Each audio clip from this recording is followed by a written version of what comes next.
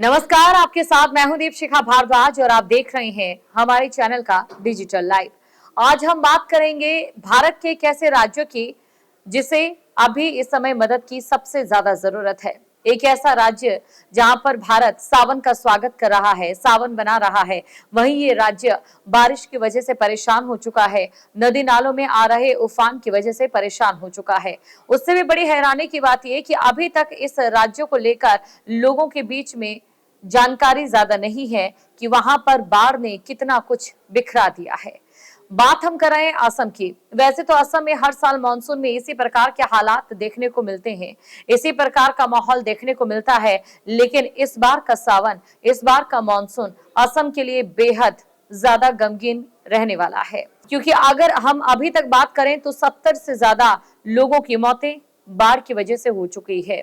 लगातार हो रहे मौसम में बदलाव की वजह से जनजीवन पूरे तरीके से प्रभावित हो गया है। विस्तार से बताते हैं कि क्यों आज असम के लोग रो रहे हैं, बिलख रहे हैं और अपनों को खो रहे हैं। कुछ तस्वीरें भी आप देख रहे होंगे, ये तस्वीरें असम की ही हैं। आपको बता दें, असम में इस समय जल प्रलय आ चुका है। जल प्रलय से हाहाकार है। 3 लाख से ज्यादा लोग बाढ़ की चपेट में आ चुके हैं। इस विनाशकारी बाढ़ ने असम में मानो सब कुछ तबाह कर दिया। 24 घंटे के दौरान बाढ़ की वजह से 3 और लोगों की मौत हो गई। बाढ़ की वजह से मरने वालों की संख्या अब 70 के भी पार जा चुकी है और राज्य में अब भी लगभग 3 लाख लोग बाढ़ से प्रभावित है। अधिकारियों ने ये बताया कि राज्य सरकार की ओर से मृतकों के परिजनों की मदद के लिए मुआवजा राशि को भी बढ़ा दिया गया है और इसी के साथ ही मुआवजा हासिल करने को लेकर या फिर अगर बात हम करें जो तमाम नियम होते हैं मुआवजा प्राप्ति के, उनमें भी ढील दी गई है ताकि लोगों को जल्द से जल्द राहत मिल सके। असम के शिवसागर, चौराईदीप, गोलाघाट, जोरहाट, नगांव, सोनितपुर और कामरूप मेट्रोपॉलिटन समेत 7 जिले अब भी बाढ़ की चपेट में हैं। 21 राजस्व परिक्षेत्र और 622 गांव प्रभावित हैं। कौन कौन से इलाके इस समय बाढ़ में सबसे ज्यादा प्रभावित हैं और उसका कितना असर देखने को मिल रहा है, चलिए इसके बारे में अब आपको विस्तार से बताते हैं। अभी अगर हम मौजूदा समय की बात करें तो बाढ़ से प्रभावित लोगों की संख्या 3.32 लाख तक जा पहुंची है, जिसकी वजह से लोगों को खासी दिक्कतों का सामना करना पड़ रहा है। वहीं दूसरी तरफ चौराईदीप जिला सबसे अधिक प्रभावित है, जहां पर 1.42 लाख लोग प्रभावित हुए हैं और इसके बाद शिवसागर में 97,074 और जोरहाट में 57,371 लोग बाढ़ की चपेट में हैं।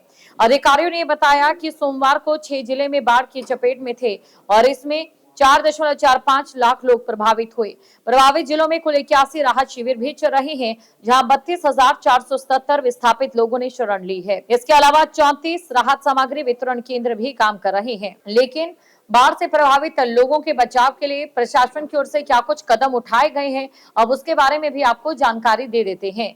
आपको ये बता दें कि सेना, वायुसेना, राष्ट्रीय आपदा मोचन बल, एनडीआरएफ, राज्य आपदा मोचन बल यानी कि एसडीआरएफ, अग्निशमन एवं आपातकालीन सेवाओं और नागरिक स्वयं सेवकों समेत कई एजेंसियां राहत और बचाव अभियान में लगातार जुटी हुई है। बाढ़ प्रभावित जिलों की अगर हम बात करें तो इससे 45,341,000 हेक्टेयर फसल पूरे तरीके से जलमग्न हो चुकी है। वो पूरा इलाका बाढ़ की चपेट में है और वहां पर किसानों को बहुत ज्यादा नुकसान उठाना पड़ रहा है और ये नुकसान महज आर्थिक नुकसान ही नहीं बल्कि एक बहुत बड़ी जनक्षति और बहुत बड़ी जनहानि भी है। अधिकारियों ने ये बताया है कि बाढ़ प्रभावित शिवसागर जिले में मोबाइल फोन से संपर्क बनाए रखने के लिए इंट्रा सर्किट रोमिंग सुविधा को 30 जुलाई की रात 11:59 तक अगले आदेश तक और बढ़ा दिया है। और वहीं हेमंत बिस्वा शर्मा ने क्या कुछ कहा है वो भी आपको बता देते हैं। उन्होंने कहा कि इस समय प्रभावित बच्चों के विकास के लिए या फिर कठिन समय से उबरने के लिए पूरी मदद सरकार की ओर से की जाएगी। आपको बता दें, मुख्यमंत्री ने सोशल मीडिया पर राहत शिविरों में पढ़ाई करते बच्चों की तस्वीरें साझा करते हुए कहा था कि राहत शिविरों में बच्चों के लिए अनुकूल माहौल तैयार करना हमारी प्राथमिकता है।